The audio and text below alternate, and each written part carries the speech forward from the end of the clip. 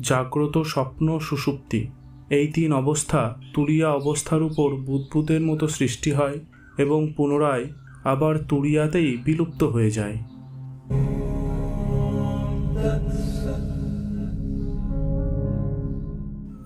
নমস্কার, অদ্বৈত বেদান্ত দর্শন চ্যানেলে আপনাকে স্বাগত এবং আপনার মধ্যে বিরাজমান চৈতন্য স্বরূপ ঈশ্বরকে প্রণাম জানাচ্ছি।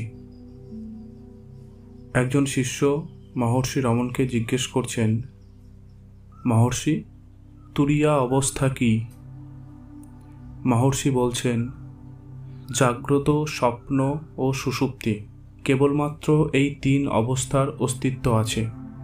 তুরিয়া কোনো চতুর্থ অবস্থা নয়। জাগ্রত, স্বপ্ন ও সুষুপ্তি এই তিন অবস্থার আধার বা ভিত্তি হল তুরিয়া অবস্থা।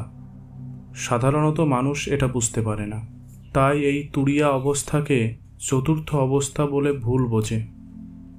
বস্তুত উপরিউক্ত তিন অবস্থা থেকে তুরিয়া অবস্থা ভিন্ন নয়, কারণ তুরিয়া অবস্থায় সমস্ত ঘটনার আধার। কেবল এই তুরিয়াই সত্য, এটাই তোমার বাস্তবিক স্বরূপ। জাগ্রত, স্বপ্ন, সুষুপ্তি এই তিন অবস্থা তুরিয়া অবস্থার উপর বুদ্বুদের মতো সৃষ্টি হয় এবং পুনরায় আবার তুরিয়াতেই বিলুপ্ত হয়ে যায়। এই রকম ক্রমাগত চলতেই থাকে। সুতরাং তুরিয়াই একমাত্র সত্য, বাকি তিন অবস্থা মিথ্যা।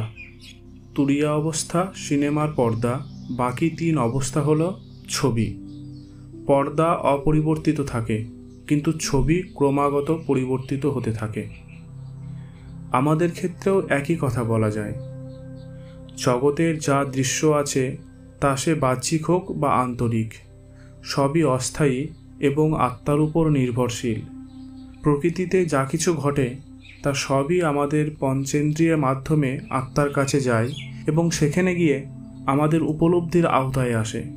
অর্থাৎ সমস্ত ঘটনায় প্রকৃতপক্ষে আমাদের ভিতরে ঘটে, বাইরে শুধু পঞ্চভূতের পরিবর্তন এবং পুনর্গঠন হয়।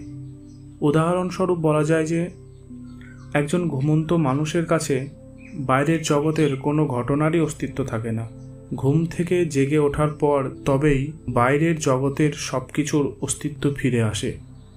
দ্রষ্টা আমাদের ভিতরে থাকে, দ্রষ্টা ছাড়া দৃশ্যের অস্তিত্ব থাকে না।